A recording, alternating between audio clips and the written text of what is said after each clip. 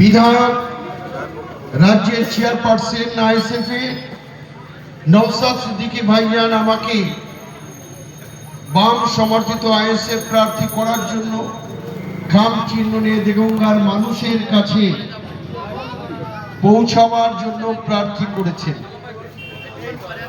আপনারা দীর্ঘদিন আমাকে চেনেন। এই দেগঙ্গার মাটি, ছোট থেকে এই দেগঙ্গার গুটি গুটি পা ফেলে বড় হয়েছি। অনেক পদাধিকারী মানুষের আশীর্বাদে, মানুষের দোয়ায় আমি নিষ্ঠার সঙ্গে, সততার সঙ্গে কাজ করার চেষ্টা করেছি। আমার ভাই রুহুল আমিন আমাদের ছাত্র স্টুডেন্ট ফেডারেশনের নেতা ও আছে। এই কাজ করার সময় আমার মনে হয়েছে আপনারাও আমার সঙ্গে সহমত পোষণ করবেন। 2016 সালের আগে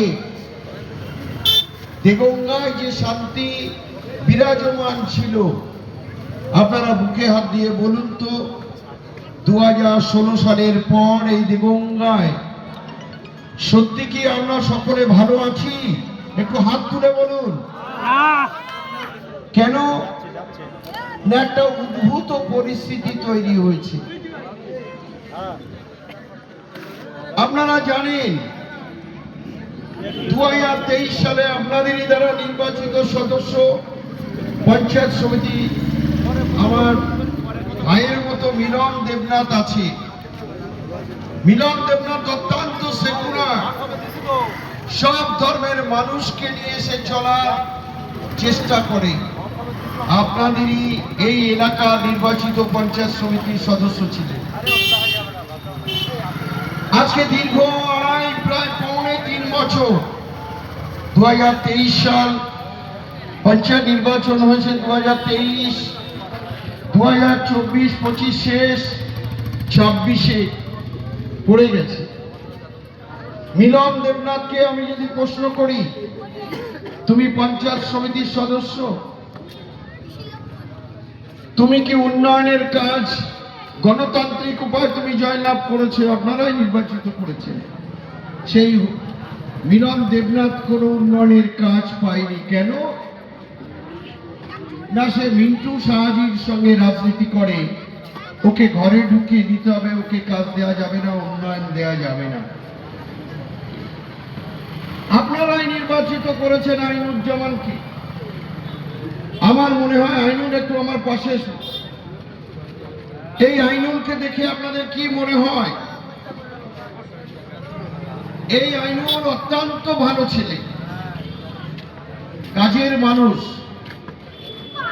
ও এই যে বিভিন্ন উন্নয়ন কিভাবে করতে হয়, রূপশ্রী মানুষ কিভাবে পাবে, মহিলারা, আমার মেয়েরা কন্যাশ্রী কিভাবে পাবে, বয়স্ক ভাতা কিভাবে পাবে, বিধবা ভাতা কিভাবে পাবে, এই যে এসআইআর আমি দেখেছি সারা দিন আইনুজ্জামান কাজ করছে, মানুষের ফর্ম ফিল আপ করছে, বিডিও অফিসে যাচ্ছে, এফিডেভিট করতে যাচ্ছে।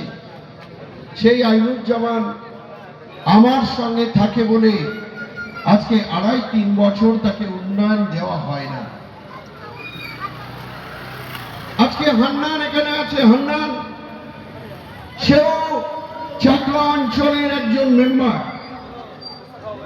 সেই হান্নানও আমার সঙ্গে থাকে বলে তাকে কোনো উন্নয়ন দেওয়া হয় না। এই যে গণতান্ত্রিক উপায়ে আপনারা সারা দিন বুথে দাঁড়িয়ে লম্বা লাইন দিয়ে তাকে জয়লাভ করালেন,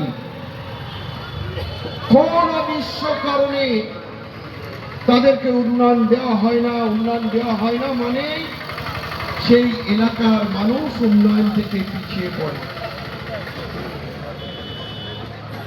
আচ্ছা, আপনাদের সঙ্গে তো আমি দীর্ঘদিন আছি।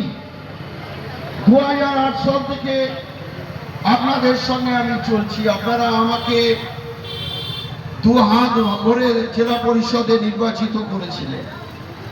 আপনাদের জন্য আমি জেলা পরিষদের কর্মদক্ষ আছি। আপনাদের কাছে নতজানু হয়ে আমি কৃতজ্ঞতা প্রকাশ করছি যে আপনারা আমাকে দুহাত ভরে আশীর্বাদ করেছিলেন। আমি এই চাকলা অঞ্চল